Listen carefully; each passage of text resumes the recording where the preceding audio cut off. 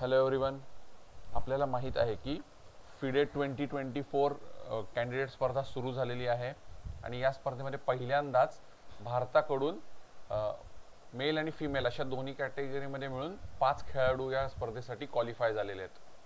तर आत्ता आपण जो गेम बघत आहोत तो मेल कॅटेगरीमधला आहे आणि खेळणारे खेळाडू आहेत पांढऱ्या बाजूला गुकेश आणि काळ्या बाजूला विदित गुजराती।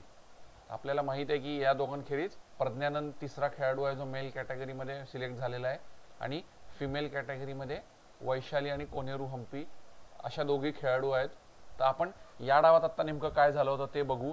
हा फिडे कॅन्डिडेट स्पर्धेतल्या पहिल्या राऊंडचा सामना आहे ज्याच्यात पांढऱ्या खेळाडूची सुरुवात होती D4 D5 C4 हे क्वीन्स गॅम्बिट, E6 म्हणजे queen's gambit decline, knight C3 C5 E3 knight F6 knight F3 knight C6 A3 A6। म्हणजे तुम्ही जर बघितलं तर सिमेट्रिक ओपनिंग आहे आणि दोन्ही खेळाडू आता आपले मोहरे डेव्हलप करण्यावरती भर देतात। D takes C5 bishop takes C5 B4 bishop D6 rook A2 Knight E5 रुक D2 knight takes F3 G text F3। आणि तुम्ही बघितलं G टेक्स F3 ही चाल खेळल्यामुळे हे ऑलमोस्ट सर्टन आहे की आता पांढरा खेळाडू काही कॅसलिंग करणार नाही। सो याच्यानंतर पुढची चाल होती castle by black,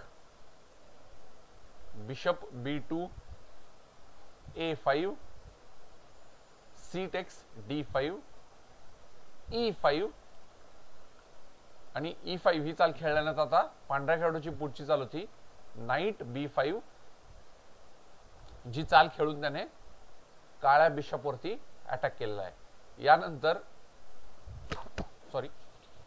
A takes B4 knight takes D6 queen takes D6 A takes B4 queen takes B4 आणि क्वीन टेक्स B4 ही चाल खेळल्यामुळे हत्ती जो आहे तो आता ब्लॉक झालेला आहे आणि हत्ती कुठेही जाऊ शकत नाही। सो या परिस्थितीमध्ये आता पांढऱ्या खेळाडूची पुढची चाल होती क्वीन C2 ज्याला काळ्या खेळाडूने एक अतिशय भारी उत्तर दिलं जे म्हणजे बिशप G4।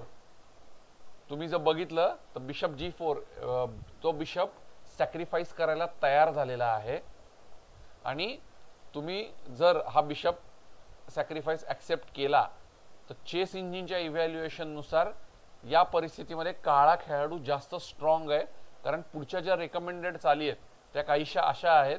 यानंतर पुढची चाल होईल रुक F2 C8 ज्याच्यामुळे आता तुम्ही जर बघितलं तर पांढऱ्या क्वीनवर अटॅक झालेला आहे, क्वीन कुठेतरी बाजूला घ्यावी लागेल।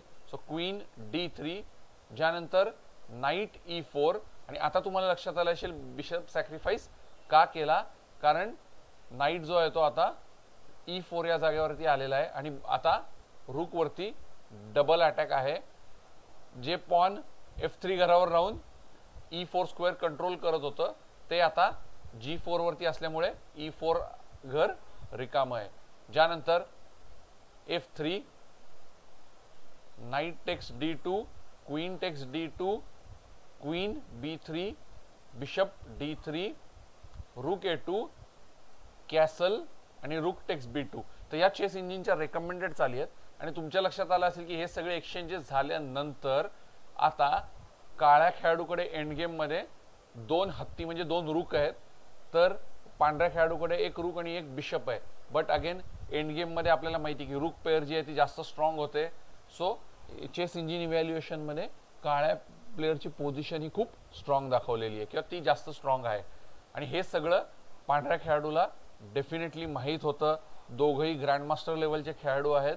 सो बिशप G4 यानंतर पीस मिळतोय म्हणून तो मारला नाही तर पांढऱ्या खेळाडूची चाल होती bishop C3 queen A3 bishop B2 queen B4 bishop C3 queen A3 bishop B2 queen B4 आणि ही चाल खेळल्यानंतर दोन्ही खेळाडूंनी या सामन्यामध्ये ड्रॉ म्हणजेच बरोबरी ॲक्सेप्ट केली आणि पॉईंट जो आहे तो दोन्ही खेळाडूंना अर्धा अर्धा मिळालेला आहे. तर तुम्ही बघितलं असेल की या गेममध्ये दोन्ही खेळाडूंनी काहीही फारशी रिस्की मूव खेळली नाही आणि जे ऑब्व्हियस आहे, कारण या परिस्थितीमध्ये आत्ता पहिलाच सामना आहे, कॅन्डिडेट स्पर्धेसारखी मोठी स्पर्धा आहे, खेळाडू पहिल्यांदा खेळत आहेत, तर उगाच अननेसेसरी रिस्क आणि अननेसेसरी हिरोगिरी करण्याचं काही गरज नाही, हे दोन्ही खेळाडूंना माहीत आहे. सो दोन्ही खेळाडूंनी या पोझिशनमध्ये आपली बरोबरी ॲक्सेप्ट केलेली आहे. तर हा होता पहिला सामना जो विदित आणि गुकेश डी यांच्यामध्ये झाला. भारतीय खेळाडू एकमेकांसोबत बऱ्याचदा खेळणार आहेत.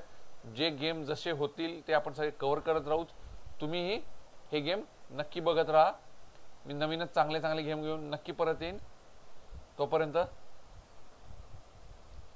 चेस कॅन्डिडेट स्पर्धा एन्जॉय करत राहा आणि मी अजूनही चांगले गेम्स घेऊन नक्की परत येईन.